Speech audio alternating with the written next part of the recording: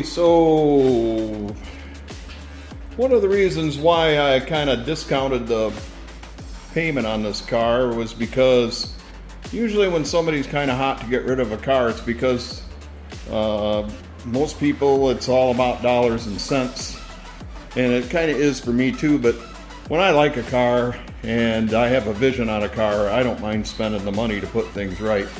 But some people, they don't get very emotionally attached, and they don't, if they don't, like a car, they're not gonna spend any money on it, and they don't, or they're just disinterested. Anyways, when I bought this car, it sat in the garage for a good week and a half, and it didn't really leak much, and I was pretty happy about that. Well, I don't know what the trick is to keep transmissions from leaking, but a leak appeared in the transmission, and it started filling up a transmission pan. So while we had it up on the hoist, we pulled the dipstick tube out, and that's as near as we could tell where it was leaking from. Kind of thought it might have been from changing the carburetor, and the kickdown was misadjusted,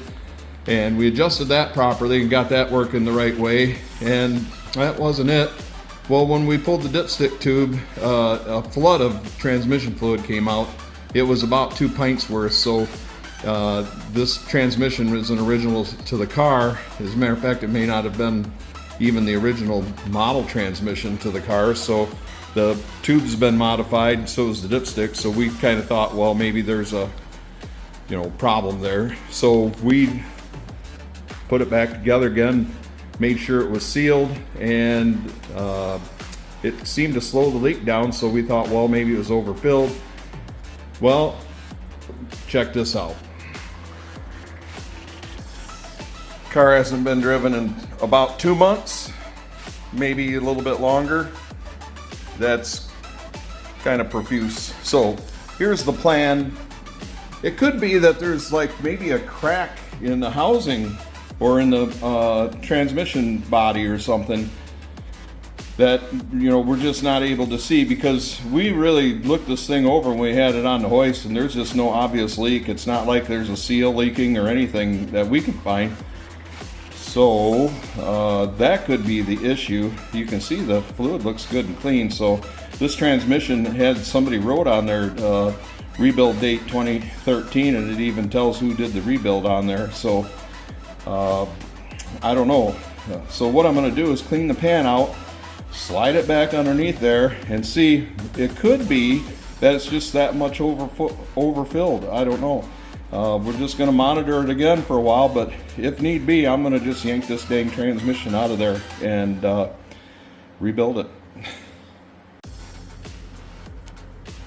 Okay, so next morning, after putting a fresh clean piece of newspaper underneath the car, it looks like the leak lines up with the front of the pan gasket, and it looks like on these torque lights, unlike the GM transmissions, this is all one piece, so it's not, if it was a bad seal leak, it'd be coming from up here. It looks like there's a little drip there, but it's not running back along there. So I'm thinking that I got a pan gasket leak there. So we've checked these bolts and they're tight, but I think they're too tight. I think somebody, this pan is really, really clean. I think somebody pulled this pan off before, maybe tweaked the gasket or something. So I think after I get done with the power steering pump fix, that's going to be the next project. Okay, so as discussed in the previous clip, chasing leaks, the power steering pump is the first and easiest thing to address. So I removed the battery, and it had a this is a replacement battery tray, plastic one, so that wouldn't be 1965. and there's a little adapter mount, kind of clever, but it kind of limited access to the pump to see what the leak is. Actually 2 leaks, but my worst fear is that the shaft seal is leaking. We kind of didn't think that was going on, and we thought that this return hose was leaking here. See, what they did is that I think that when they swapped the engine, that either this was the original 383 pump and they just brought it over, and the maybe the original 318 pump that was in this car had a bigger return line. So what they did is they stuffed a smaller hose inside the bigger hose, and it has seeped. So there's actually 2 leaks going on, and so this piece of tape here, I'm just trying to see if it was leaking here. It's really kind of not, but I put a piece of paper towel under here where the shaft seal would probably get to it, and guess what, overnight. Yep. So that means that power steering pump's going to have to come out. And also, while I got this opened up, it's an opportunity to clean everything, and we'll access down here in the chassis, get that cleaned up. And I ordered a replacement battery tray. Decision tree could go trunk mount, or I just decided to go ahead and just put a replacement new old stock battery tray in, and when I get done cleaning everything up, and then probably maybe just cut that elbow off and weld a piece of tubing on there that would be matching size, so we don't have to have that, I don't know, buggered up hose arrangement there. So hopefully I can get just a replacement pump for this thing. So that's the plan there. So that's the thrill of buying other people's problems, is that you get to do problem solving and detective work and try to figure out a better way to adapt over or cover up past sins. And I guess I kind of enjoy it because I keep doing it for the past 50 years. This car didn't really come from Rupert, Idaho, but I saw this on eBay and I just thought, you know what, that's kind of a cool thing to put on the back of the car, because back in the day all these cars had these. And this is one that I can screw on, so if I ever repaint the car I can just put it right back on. And it's not pitted, it's nice shiny chrome, so I think it's going to look kind of cool on there. Kind of keeps the car kind of period correct.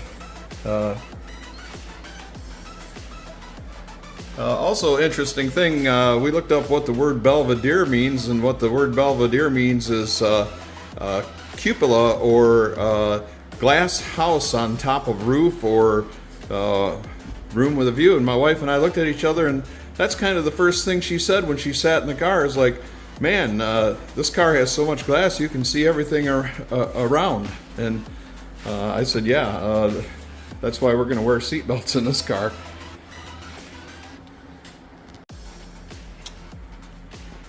Okay, with the power steering pump and reservoir out of the way, I got an opportunity to do some cleaning and some checking. Like, for instance, we'll take a look at the motor mount.